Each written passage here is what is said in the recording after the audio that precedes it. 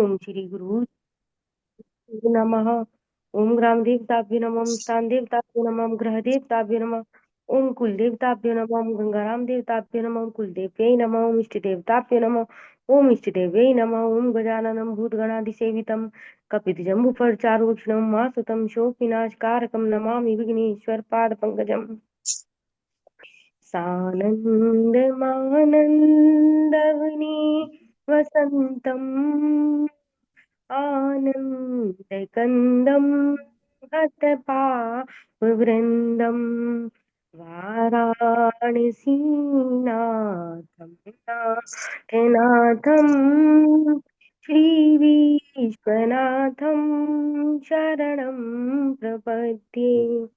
श्रीविश्वनाथं शरणं प्रपद्ये। विश्वनाथम शरणं प्रपद्ये। काशी विश्वनाथ के चरणों में प्रणाम। सभी देवी देवता और ग्रह नक्षत्र सभी वहां नतमस्तक होते हैं, तो हम उनको प्रणाम करते हैं और कहते हैं कि हमारे देवी देवता या हमारे ग्रह नक्षत्र भी हमें शुभत्व प्रदान करें। आगे बढ़ते हैं। आप सभी के भीतर बैठे हुए ऋषि पाराशर को मेरा प्रणाम।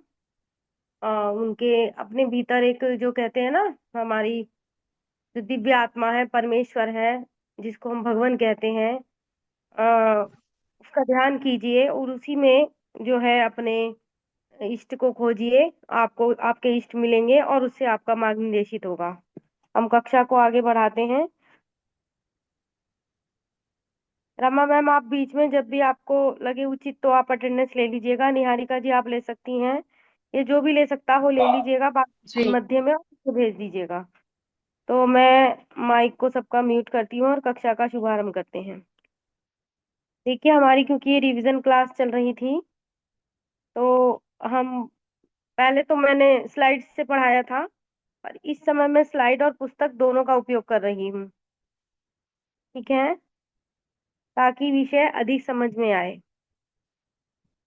पूर्व कक्षा में हमने क्या पढ़ा? पूर्व कक्षा में हमने 12 राशियों के बारे में पढ़ा। ठीक है, 12 राशियों के बारे में पढ़ा, उनके स्वामियों के बारे में पढ़ा। ठीक है, इस प्रकार से 12 राशि याद कीजिएगा, उनके स्वामी याद कीजिएगा। उसके बाद हमने क्या पढ़ा? 12 भाव के नाम काल पुरुष की कुंडली के हिसाब से, और फिर उनकी जो केंद्रादि संज्ञा दी गई है वो। अच्छा, यहाँ पर एक चीज और क्लियर की थी उस दिन के 1 4 7 10 को केंद्र कहते हैं और त्रिकोण को कहते हैं 1 5 9। यहाँ तक सबको क्लियर हो गया था? जो नवीन लोग जुड़े हैं उनको थोड़ा सा कठिनाई तो नहीं हो रही है? आगे बढ़े। देखिए, ये तो आपको याद करने पड़ेंगे 12 भावों के नाम। ठीक है, 12 द्वादश भावों के नाम।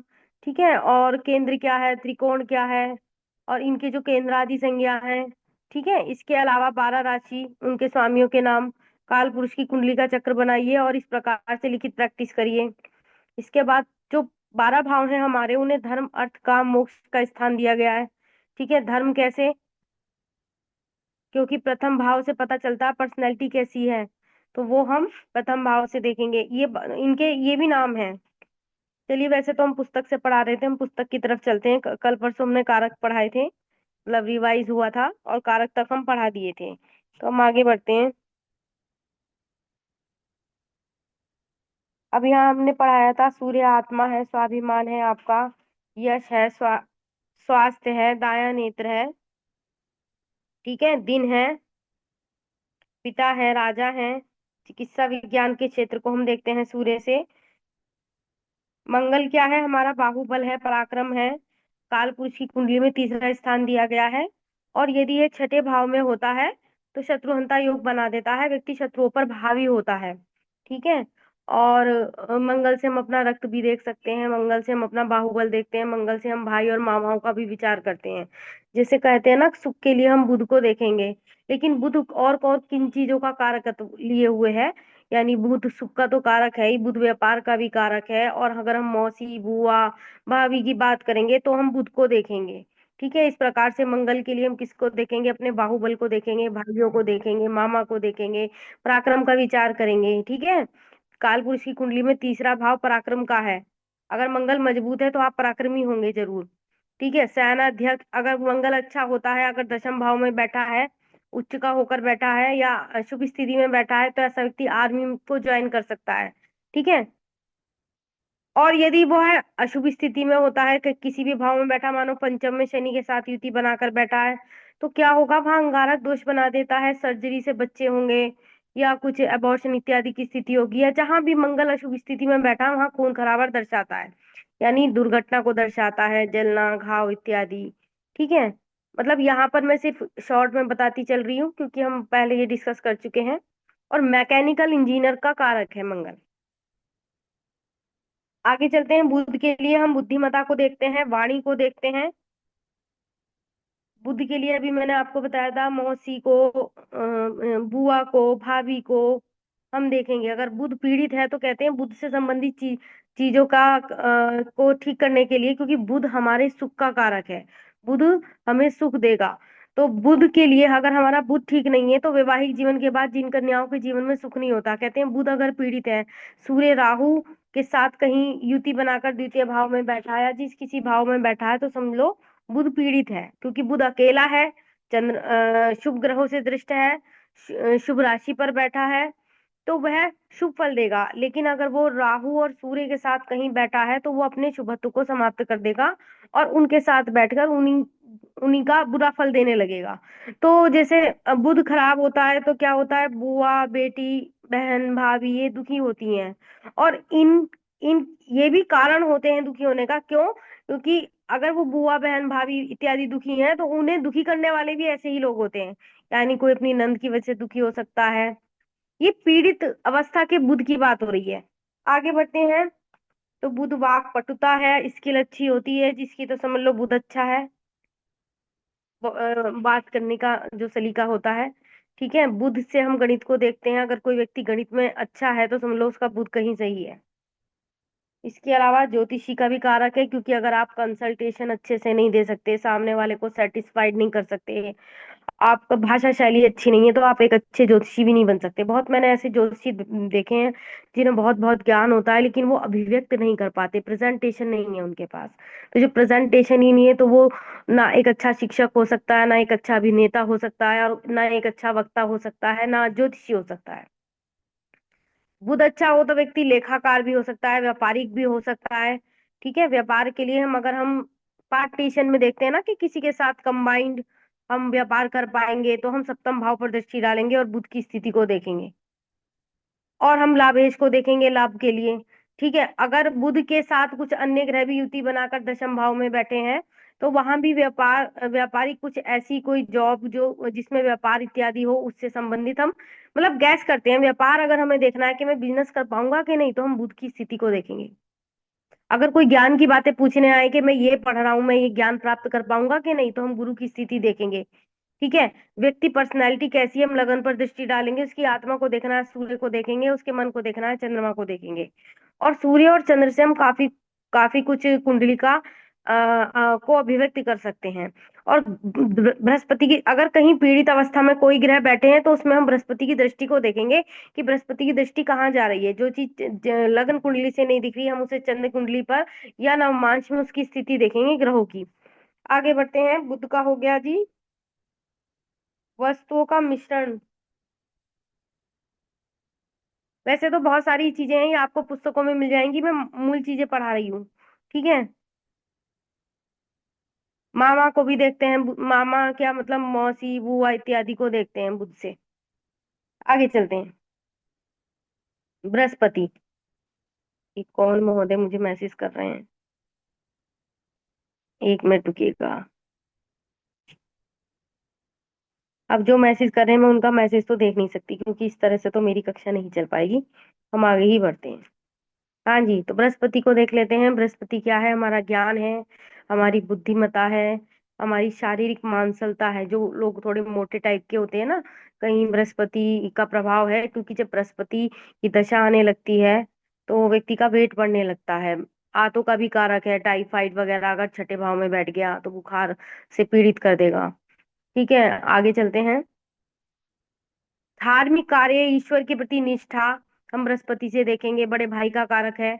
ठीक है, पवित्र स्थानों की यात्राएं या पवित्र स्थान को हम उससे देखें। दार्शनिकता, धार्मिक ग्रंथों का पठन पाठन, गुरु अध्यापक, धन, बैंक।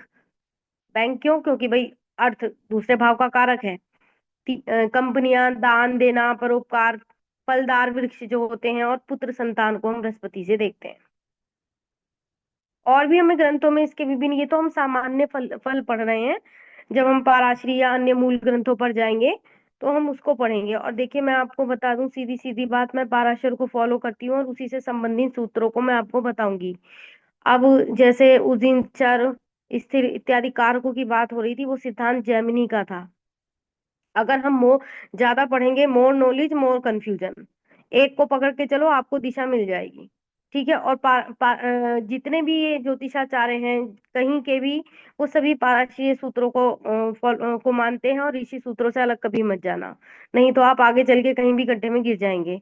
तो बेहतर है एक एक को पकड़ लो और उससे आगे चलो, अपने ज्ञान को बढ़ाने के लिए। फिर बाद में आप चाहे कुछ भी पढ़ो, लेकिन फिलहाल फोकस अभी एक पर रखो। आगे चलते हैं। तो हम यहाँ अभी सामान्य फल पढ़ रहे हैं, शुक्र के बारे में बात करते हैं। शुक्र पत्नी है, विवाह का कारक है पुरुष के लिए, रति क्रिया है यानी काम वासना को दर्शाता है, प्रेम संबंधों को दर्शाता है, संगीत है, काव्य है, और जितना भी ये कलाएं हैं उन सबका वो कारक होता है। सजावट है, ऐश्वर्य है, फूलदार वृक्ष है, पौधे हैं, सौंदर्य, आंखों की रोशनी। किसी की आंखें ऐसी होती है ना, एकदम चमक सी, अट्रैक्टिव सी, जैसे सुरमा लगाते हैं बहुत से लोग, तो वो काजल से बड़ी अच्छी लगती हैं। तो क्या है कि वो शुक्र कहीं उनका ठीक है। ठीक है, मतलब ठीक है से मतलब अच्छा, क्योंकि आंखों में वो शुक्र शुक्र का भाव दिखाई देता है। जलीय स्थान, सिल्क का कपड़ा, सफेद रंग, वाहन, शयन कक्ष इत्यादि को हम शुक्र से देखते हैं। अच्छा, शयन कक्ष क्यों? क्योंकि जो है ना, अगर शुक्र मीन राशि में उच्च का बैठ गया जाकर के, क्या कहते हैं वहां पर, द्वादश भाव में, तो वो शैया सुख देता है।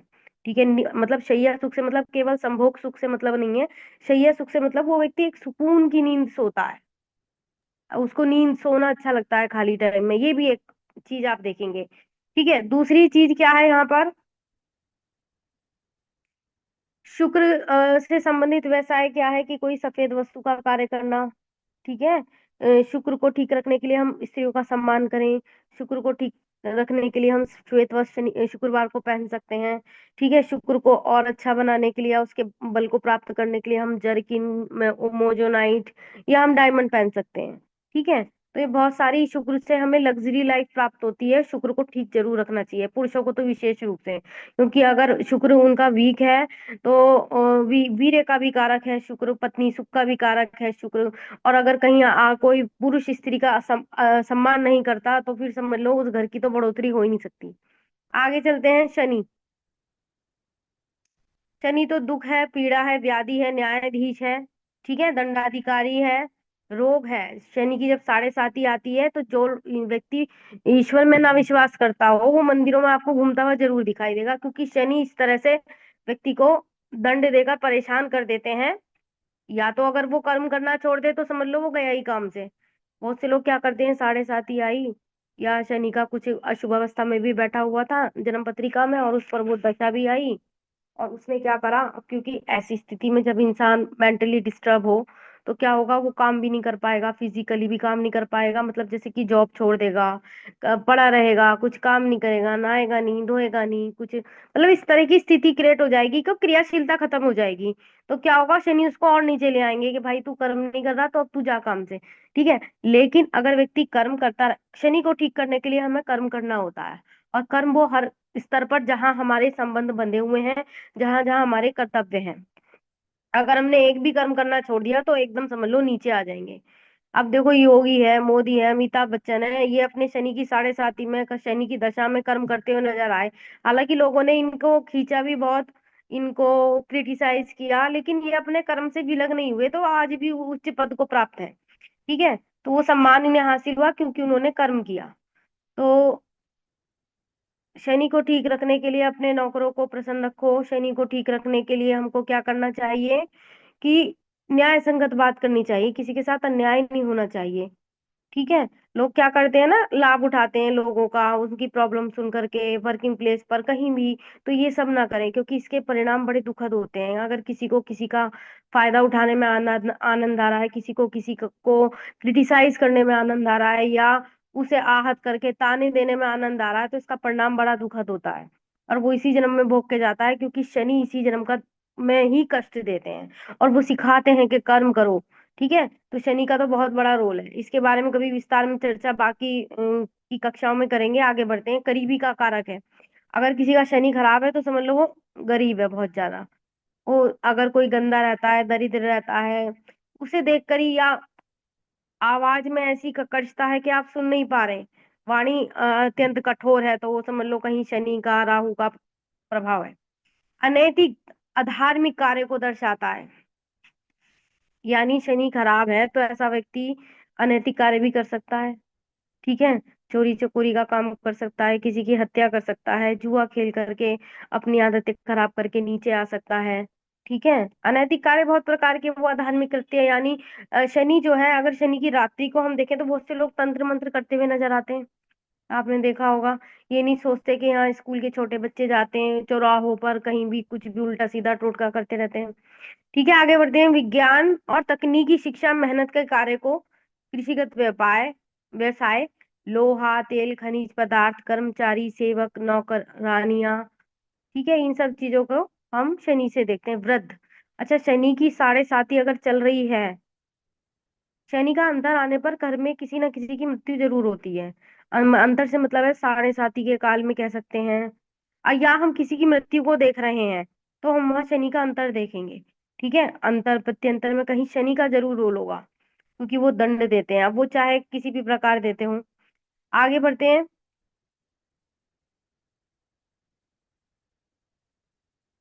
चार दीवारी में बंद रहना। अच्छा, जिसका शनि से गुजर रहा है, मानो घर में कोई वृद्ध है, अच्छा वो व्यक्ति क्या करेगा, आपने देखा होगा या आप खुद ही अनुभव करना। जिसका शनि खराब है, या शनि की 7.5 से गुजर रहा है, या वो उतना अच्छा कर्म नहीं कर पा रहा है, कहीं शनि खराब हो रहा है, तो घर में कोई वृद्ध होगा। और वो वृद्ध भी कैसा होगा, कि मतलब वो उसके प्राण जल्दी से नहीं छूटेंगे, और वो ऐसा हो जाएगा बुढ़ापे में जाके वो वृद्ध, दरवाजा मत खोलो, पर्दा मत खोलो, कोई आना नहीं चाहिए, कोई जाना नहीं चाहिए, एक कमरे तक खुद को सीमित कर लेना जिसको कहते हैं।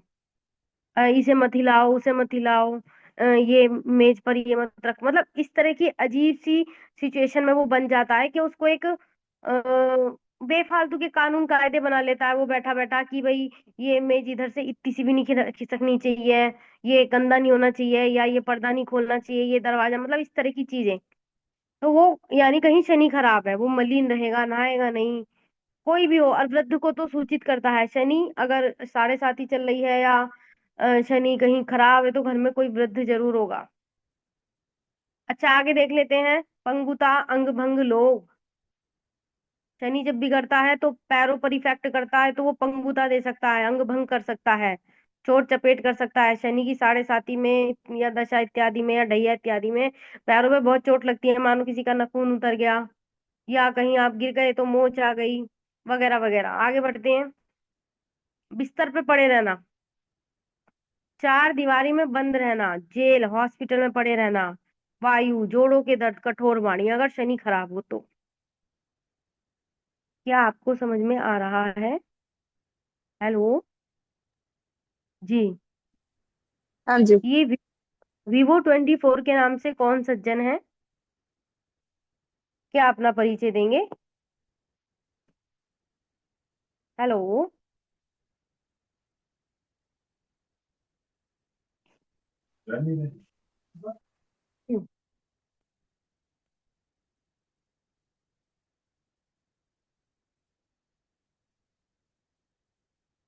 रमा जी, आप अटेंडेंस मार्क कर लीजिएगा प्लीज, क्योंकि जी कर।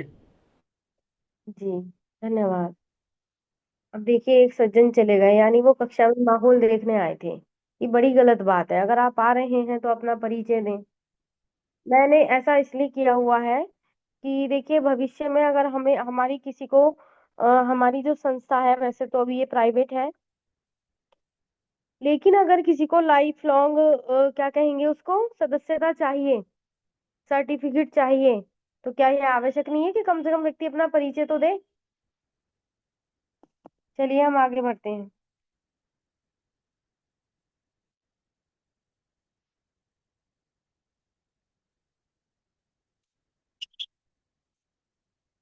क्या हमारा स्क्रीन शेयर हट गया?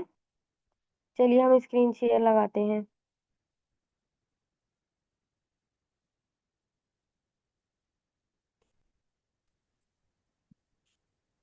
3 बजे रखिए, क्या करेंगे।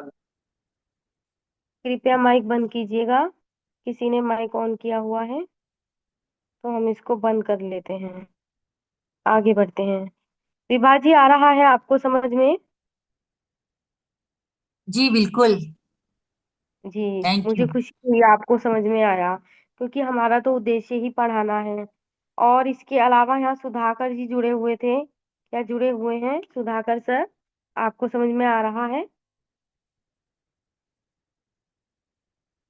शायद वो सुन नहीं पा रहे हैं। चलिए कोई बात नहीं, हम आगे बढ़ते हैं।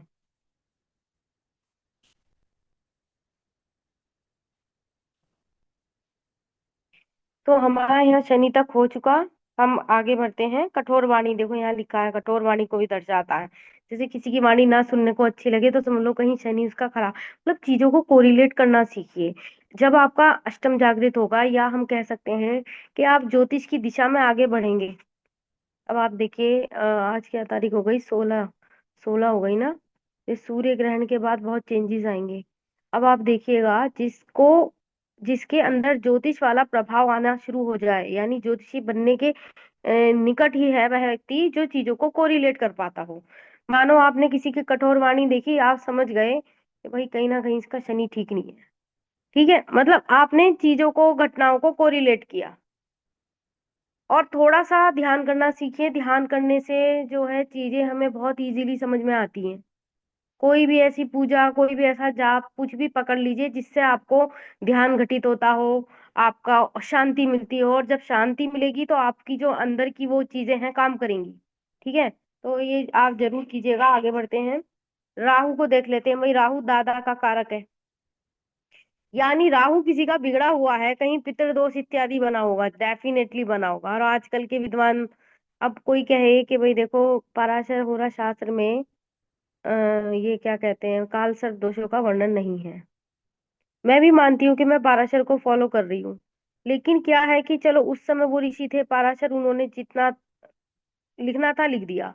अब नए नए विद्वान आते हैं, अगर उसमें से कोई चीज आधुनिकता के तौर पर ग्रहा है तो हमको ले लेनी चाहिए। ठीक है, आधुनिक विद्वान क्या कहते हैं, या जो बाद के विद्वान आए उन्होंने 12 प्रकार के काल सर्प दोष बता दिए। उनके हिसाब से ठीक हो सकता है, लेकिन मेरे हिसाब से, जो मेरी भाषा में कहेंगे कि कहीं ग्रहण दोष है। अगर राहु सूर्य के साथ बैठा है तो ग्रहण दोष बना देगा। जिस भाव में बैठा है उस भाव को बुरी तरह से पीड़ित कर देगा। और आधुनिक विद्वान, मतलब जो बाद के विद्वान आए, उन्होंने उसको काल सर्प दोष की संज्ञा देकर 12 प्रकार के काल सर्प दोषों में विभाजित कर दिया। क्योंकि राहु केतु सबकी कुंडली में कहीं ना कहीं तो बैठे होते हैं। और यदि वो सूर्य के साथ बैठ गए, बुध के साथ बैठ गए, कहीं अशुभ अवस्था में बैठ गए, क्योंकि उन्हें आधुनिक विद्वानों ने पंचम, नवम और सप्तम दृष्टि तो दी है। तो होता क्या है कि राहु खराब है तो समझ लो दादा का, मतलब कहने का मतलब पितृदोष बन गया एक। एक पितृदोष बहुत प्रकार के होते हैं। बृहस्पति 6, 8, 12 में बैठा पितृदोष है। ठीक है, राहु के साथ सूर्य पीड़ित है, वो भी एक प्रकार का पितृदोष है। और सूर्य के साथ पीड़ित है, यानी दादा का, पिता के घर से पितृ का दोष है, अगर द्वितीय भाव में बैठा है पिता के घर से, यानी कोई दादा है। अच्छा, इसमें कई प्रकार के और भी दोष हो सकते हैं, यानी शनि राहु साथ बैठ गया तो पिशाच दोष बन गया। अब किस भाव में बैठा तो उस हिसाब से आप देख लीजिए कि किसका पिशाच दोष है। यानी वो पिशाच दोष जो बना हुआ है, वो दादा की ओर से है, माता की ओर से है, पिता की ओर से है। मानो किसी के चतुर्थ भाव में बैठा है तो माता की ओर से होगा डेफिनेटली। मतलब ये मेरा खुद का जो है बताना है, मेरा खुद के, मैं अपने उससे बता रही हूँ। आगे चलते हैं। तो दादा का कारक है, कठोर वाणी को भी दर्शाता है। यानी जिसकी एकदम से तपाक से बोल देगा और कुछ भी बोल देगा। राहु अगर किसी का खराब है, यानी बिना मतलब में नॉर्मल सी बात चल रही है और झगड़ा हो जाएगा। ठीक है। जुए का कारक है, भ्रामक तर्क, भ्रम की स्थिति में रखता है व्यक्ति को। गतिशीलता, बहुत जल्दी करता है व्यक्ति। अपनी इच्छाओं की पूर्ति के लिए बहुत तेजी दिखाता है, और वो कहता है कि नहीं भाई, जीऊं या मरूं, मुझे अपनी इच्छा की पूर्ति करनी है। राहु अगर किसी का लगन में बैठा है तो व्यक्ति ने पूर्व जन्म में आत्महत्या जैसा कुछ कृत्य किया होगा, और वो इस जन्म में भी परिस्थितिवश, अगर ऐसी कंडीशन उसके सामने आ गई कि वो सरवाइव नहीं कर पाया, तो वो आत्महत्या के बारे में विचार जरूर करेगा। ठीक है, राहु का लगन में बैठना और सप्तम पे दृष्टि डालना भी अच्छा नहीं होता। ठीक है, आगे बढ़ते हैं। बहुत तेजी के साथ व्यक्ति अपनी इच्छाओं को पूरी करता है, और राहु अगर लाभ भाव में बैठ जाए तो बहुत सारी चीजें देता भी है। ठीक है, लेकिन क्या होता है, राहु शुभता से युक्त, हालांकि राहु को मैं शुभ नहीं मानती किसी भी स्थिति में, बहुत से पंडित बता देते हैं राहु के जाप करो, पर मैं कहती हूँ नहीं करने चाहिए राहु के जाप। अगर आपको कुछ समझ में नहीं आ रहा, आप जो है क्या कहते हैं, वाराणसी नाथम नाथ नाथम श्री विश्वनाथ की शरण में चले जाइए। वहां सारे नवग्रह नतमस्तक हैं। उनकी पूजा के बाद मुझे नहीं लगता किसी की पूजा करनी शेष रहती होगी। तो आप कम से कम शिवलिंग के ही शरण में चले जाइए, वो ज्यादा बेहतर है। लेकिन राहु इत्यादि के मंत्रों का जाप मुझे नहीं लगता, क्योंकि अगर आप ठीक से नहीं कर पाए या कुछ गड़बड़ हो गई तो वो कुछ और ही रिजल्ट होगा उसका। ठीक है, तो आगे बढ़ते हैं। गतिशीलता यानी बहुत तेजी दिखाता है राहु, बहुत जल्दी इच्छाओं की प्राप्ति के लिए वो एक्शन लेता है कि नहीं भाई, चाहे दुनिया इधर की उधर हो। अच्छा, राहु सप्तम में अगर बैठा है तो ऐसा व्यक्ति सारी सीमाओं को लांघता हुआ प्रेम विवाह करेगा, यानी वो ना जातीय बंधन देखेगा, ना वो उम्र देखेगा, ना वो किसी की सुनेगा। अगर वो ऐसी स्थिति में है, कैसी स्थिति में, अशुभत्व स्थिति को लिए हुए है। ठीक है, क्योंकि वो लगन पे सीधी दृष्टि डाल रहा है, सप्तम में बैठा है, और कहीं उसका मंगल और शुक्र भी कहीं बिगड़ा हुआ है, तो डेफिनेटली वो प्रेम प्रसंग में फंस करके, और दोस्ती यारी में कुछ भी समझो, तो वो सारी सीमाओं को लांघता हुआ विवाह करता है, क्योंकि राहु क्या है, बहुत जल्दी इच्छाओं की पूर्ति के लिए एक्शन लेता है। यात्राओं को दर्शाता है। विजातीय लोग, विदेशी लोग राहु से प्रधान व्यक्ति क्या करते हैं, राहु प्रधान व्यक्ति यानी लगन पे जिसकी दृष्टि जा रही हो राहु की, या लग्न में राहु बैठा हो, तो ऐसा व्यक्ति करेगा क्या, वो फास्ट फूड खाएगा, वो हो सकता है नॉन वेज भी खाता हो।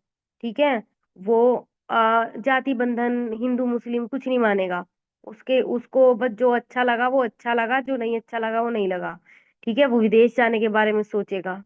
ठीक है, और राहु मंगल, मतलब दो चार ग्रह अगर एक साथ बैठ जाएं तो वो विष, ऐसे व्यक्ति की जो मृत्यु है विष से हो जाती है। मतलब किसी सांप ने काट लिया, किसी जहरीले मच्छर ने काट दिया, या किसी ने वर्किंग प्लेस पर किसी को, आपने सुना होगा कि भाई आया था रात को उल्टी हुई और सो गया, यानी किसी ने विष दे दिया, ऐसी चर्चा हो रही है।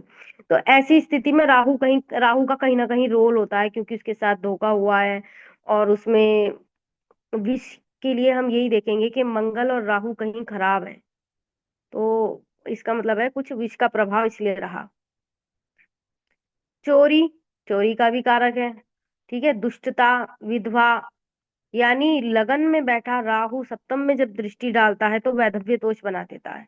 ऐसे व्यक्ति को मतलब खासकर महिला की कुंडली में, हम ये कहें महिला की हो या पुरुष की, खासकर महिलाओं की कुंडली में ये दोष देखा जाता है विवाह से पहले, कि कहीं वैधव्य दोष तो नहीं है, कहीं निसंतति योग तो नहीं है, कहीं विषकन्या दोष तो नहीं है, तब हम कुंडली मिलान करते हैं। अच्छा, उसकी हम नवमांश से भी चेक करेंगे। मानव वर का सब कुछ ठीक दिख रहा है, अब हम कन्या की कुंडली देखेंगे, लेकिन कन्या का नवमांश भी देखेंगे कि कहीं वहां पर जो है नवमांश में तो कुछ इस तरह की स्थिति नहीं बन रही कि भाई सप्तम भाव पीड़ित दिख रहा हो। तो क्योंकि अगर पीड़ित हुआ तो यहाँ देखिए विधवा का कारक है, यानी राहु की सप्तम पर दृष्टि गई तो वो वैधव्य दोष बना देता है। या छोटी मोटी दशा गुजरी तो पति पर कोई संकट आ जाएगा, मानो किसी को हार्ट की डिसीज हो गई, फिर उसकी सर्जरी हुई है, थोड़ा बहुत उपायों से, या ये कहो कि बस वो कष्ट से निकल गया किसी तरह। लेकिन अगर ज्यादा वैसा दोष बना देगा तो वो फिर उसको प्रभावित करेगा सप्तम भाव को। त्वचा की बीमारियां हम राहु से देखते हैं, जैसे ही फंगस फोड़े निकल आते हैं ना, जैसे आजकल ब्रेस्ट कैंसर आपने बहुत सुना होगा, तो वहां कहीं राहु चतुर्थ भाव में कहीं स्थिति बना रहा होगा। ठीक है, अच्छा, अगर जैसे कई लोगों को बगल में फंगस या कुछ अंदरूनी हिस्सों में फंगस टाइप की प्रॉब्लम होती है, तो कहीं वहां राहु केतु का रोल होता है, मतलब दृष्टि संबंध से कह दो या कैसे भी, उन स्थानों पर राहु का प्रभाव है जहाँ फंगस फोड़े फुंसिया या किसी प्रकार की इस तरह की डिसीज चल रही है। तो आगे चलते हैं। और धार्मिक यात्राओं को दर्शाता है। ठीक है। राहु प्रधान व्यक्ति घूमना फिरना पसंद करेगा, जैसे कि वृंदावन घूम रहा है तो उसने तिलक लगा लिया, उसने मतलब उसको घूमना फिरना और स्टेटस लगाना, इस तरह की यात्राएं, ठीक है, वो राहु प्रधान व्यक्ति करेगा। वैसे राहु को ठीक करने के लिए हम विष्णु की शरण में जा सकते हैं, क्योंकि राहु विष्णु से भयभीत रहता है। और अगर हमें बुद्धि, क्योंकि राहु की जब स्थिति आती है तो क्या मस्तिष्क पे प्रभाव डालती है, बुद्धि को भ्रम कर देती है। व्यक्ति दिखावे में लग जाता है, अपनी शोधारी में लग जाता है कि मैं वहां घूमने जाऊं, मैं यहाँ पार्टी मनाऊं, मैंने ये फोटो खिंचवाया, और वो धार्मिक यात्राएं भी करके आया, तो 10 जगह उसको गाएगा, जब तक वो सबको बता नहीं लेगा उसको चैन नहीं मिलेगा। तो बेहतर क्या है, हम राहु को ठीक करने के लिए सरस्वती जी की शरण में जाते हैं। सरस्वती बुद्धि की दाता है, राहु को कंट्रोल करेंगी। दूसरा, विष्णु से राहु डरता है तो राहु अपना सही सही ट्रैक पे चलेगा। मतलब अगर का प्रभाव आपके मस्तिष्क पर है, आपके जीवन में है, या वो को दशा चल रही है, तो आप क्या करें, आप विष्णु सहस्त्र नाम का पाठ करें, आप माँ सरस्वती का ध्यान कीजिए। और एक चीज और मैं यहाँ बताना चाहूंगी, केसर चंदन युक्त तिलक लगाकर बाहर निकलें, राहु ठीक रहेगा, केतु ठीक रहेगा। ठीक है। और राहु के लिए हम एक और, आपने देखा होगा, राहु प्रधान जो व्यक्ति होता है ना, देवी का भक्त होता है। ठीक है। और यदि वह देवी का भक्त है तो ये समझ लो उसे सारी उसकी इच्छाएं पूरी होती हैं, क्योंकि राहु ऑलरेडी देवी देवी का भक्त है। और जैसे कोई जो होता है ना, जो मानो वो प्रधान व्यक्ति उसका है राहु का, तो देवी का ध्यान भी उससे जल्दी घटित होगा, देवी का ब्लेसिंग्स उसको मिलनी शुरू हो जाएंगी। ठीक है। तो उसका उसकी इच्छाएं भी पूरी होंगी, उसको सब कुछ प्राप्ति होंगी। तो आपने देखा होगा, जो व्यक्ति देवी घुंघराले बाल होंगे, देवी का इष्ट होगा, तो कहीं ना कहीं वो कहीं राहु उसका बेहतर अवस्था में बैठा हुआ है कि वो देवी की शरण में भी है, और वो उसको इंडिकेट कर रहा है। राहु प्रधान व्यक्ति की प्रधानता है, थोड़ा वो शोधारी में ज्यादा लगा रहता है कि भाई को थोड़ा सा पढ़ लेगा तो 4 जगह गाएगा, मुझे इतना ज्ञान है। चलिए आगे बढ़ते हैं। केतु। केतु नाना का कारक है, ननिहाल को दिखाता है, मतलब नाना का कारक है।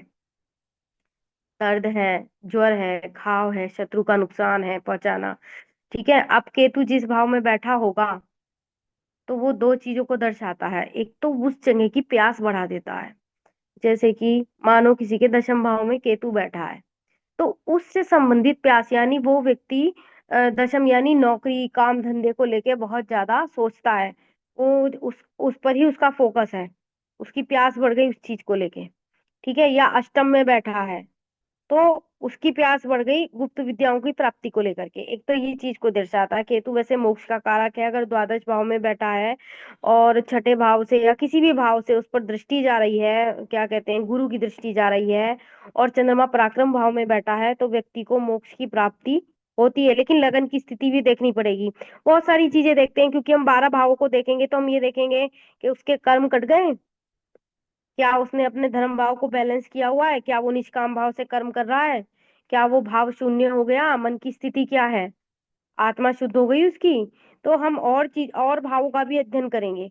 लेकिन जो एक छोटी और सामान्य बात बताई कि केतु को जब क्या कहते हैं, मोहिनी रूप में आकर के उन्होंने चक्र से उसको राहु को गर्दन काट दी थी और कहा था, तो उन्होंने पैर पकड़ लिए थे, भगवान विष्णु ने आशीर्वाद दिया था कि नवग्रह में केतु को मोक्ष का स्थान दिया था, कि अगर इस किसी के द्वादश भाव में बैठा है और गुरु की दृष्टि आ गई और अन्य भावों की स्थिति भी ठीक है, ठीक है, ऐसे मतलब जैसे मैंने बताया वो भाव शून्य है, तो चंद्रमा का पराक्रम में बैठना उचित होगा। उसके कर्म देखने के लिए उसके निष्काम भाव को देखना होगा, उसके लगन को देखना होगा, उसकी आत्मा को देखना होगा। ठीक है। उसके धर्म बल को देखना होगा। मतलब ये सब चीजें को हम देख करके कि उसके सारे ऋण मुक्त हो गए, हम छठे भाव को देखेंगे, और यदि ये सब स्थितियां घट रही हैं तो वह व्यक्ति मोक्ष का अधिकारी है। अच्छा, अष्टम में बैठा हुआ व्यक्ति वैसे मोक्ष का ज्ञान दे देगा पर मोक्ष नहीं देगा, क्योंकि वह है तो वो भी क्या है, मोक्ष भाव है, लेकिन मोक्ष भाव में बैठा हुआ केतु फिर भी अच्छा फल देता है। क्यों, जैसे धर्म अर्थ काम मोक्ष हो गए ना, तो मोक्ष त्रिकोण में जैसे बैठा हुआ है, चौथे में बैठा है, अष्टम में बैठा है, या हम कह सकते हैं द्वादश में बैठा है, तो कुछ ना कुछ शुभता लिए हुए होता है। आगे बढ़ते हैं। दर्द का कारक है, यानी जहाँ केतु बैठा है वहां से संबंधित पीड़ा जरूर होगी। दर्द है, ज्वर है, घाव है, शत्रु को नुकसान पहुंचाना, यानी केतु बिगड़ा हुआ है तो व्यक्ति गुप्त तरीके से शत्रु को नुकसान पहुंचाएगा, यानी टोना टोटका कर सकता है, कुछ उसको गुप्त रूप से हानि पहुंचा सकता है। ठीक है। क्योंकि वो एक होता है ना कुटिल, एक तो होता है कुटिलता, राहु करता है, राहु क्या करेगा, एक प्रकार की कॉन्स्पिरेसी करेगा, लेकिन केतु का क्या काम होता है, कपट कपट को शो नहीं कर पाएगा वो, और इंटरनली कुछ कर देगा। ठीक है, आगे चलते हैं। तंत्र विद्या का कारक है, तंत्र, जादू टोना। अच्छा, तंत्र के बारे में कभी बाद में चर्चा करेंगे। तंत्र से मतलब केवल टोने टोटके से नहीं है। जो लोग साधना करते हैं ना, जैसे एक तो होती है साधना, मैंने कहा कि आप अपने पंचम भाव को देखिए, पंचम में अगर बुध बैठा है तो वो आपका क्या हो गया, इष्ट देवी, इष्ट, कोई आपकी इष्ट देवी है, ठीक है। यानी कोई देवी आपकी इष्ट देवी है, या हम बुध को देख रहे हैं, बुध की राशि है, तो हमने कह दिया कि भाई बुध, महात्मा बुद्ध आपके जो है इष्ट है, या भगवान विष्णु आपके इष्ट हैं, ठीक है। लेकिन अगर हम 10 महाविद्याओं को देखें कि उसमें आपकी इष्ट कौन है, और उसमें जो भी देवी इष्ट होती हैं, जैसे काली देवी इष्ट हो गई, किसी की कोई भी देवी इष्ट हो गई, तो वहां पर वो अगर उसकी साधना कर रहा है, तो साधना भी, तंत्र भी तीन तीन प्रकार के होते हैं, सत्व रजस तमस। अब जो व्यक्ति जैसा है वो वैसी साधना करेगा, ठीक है। अगर कोई सात्विक प्रवृत्ति का है तो वो सात्विक साधना करेगा, कोई रजस प्रधान है तो वो ऐसी घर में धूप बत्ती लगा के दरबार सजा के इस प्रकार की साधना करेगा। लेकिन जो तमोगुनी प्रधान है, वह व्यक्ति तंत्र करेगा, वो गलत तरीके से के टोने टोटके करेगा, वो अशुभताओं की ओर जाएगा, और आसुरी विद्या, आसुरी शक्तियों से किसी का बुरा करने की कोशिश करेगा, यानी तमस प्रधान। तो तंत्र के भी कई वो हैं। अब आप देखिए, जैसे कि हम ले लेते हैं, जैसे कि पहले के साधु नहीं होते थे, जैसे नीम करोली बाबा जी हो गए या कुछ भी हो गए इस टाइप के, तो ये लोग क्या है, साधक हैं। ये जिसके सर पे हाथ रख दें तो समझ लो उसका कुभाग्य मिट जाए, ठीक है। तो ऐसे व्यक्ति जो अनकंडीशनल लव से युक्त होते हैं, लोगों के भले करने की भावना से युक्त होते हैं, उन्हें वो साधना, वो दैव्य कृपा प्राप्त हो जाती है, और उस दैव्य कृपा के माध्यम से वो लोगों का भला कर पाते हैं। लेकिन अगर व्यक्ति अपना मार्ग बदल लेगा तो एकदम नीचे भी आ जाएगा। बहुत ऐसे आए हैं सिद्ध पुरुष, लेकिन उन्होंने धन कमाने के पीछे लग गए, वो अपनी उन चमत्कारी विद्याओं के चलते, और वो नीचे आ गए। ठीक है, इसलिए मैं हमेशा कहती हूँ कि ज्योतिष को धर्म भाव से सीधो, मतलब